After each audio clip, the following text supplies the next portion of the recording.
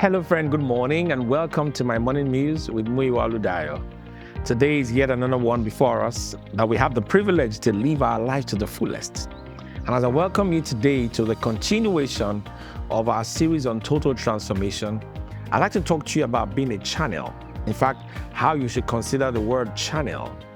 And the reason I'm saying that is this.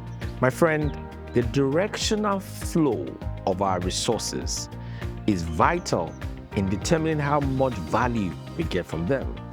The directional flow of our resources is vital in determining how much value we get from them. See, friend, if you have got money and your money keeps going into frivolous, or should I call it reveling, and you just spend it on some kind of lifestyle that is not empowering, you won't get value from that resource. However, if you commit your resources into learning, commit it into giving, into some philanthropy work, guess what? There is a return for such investment.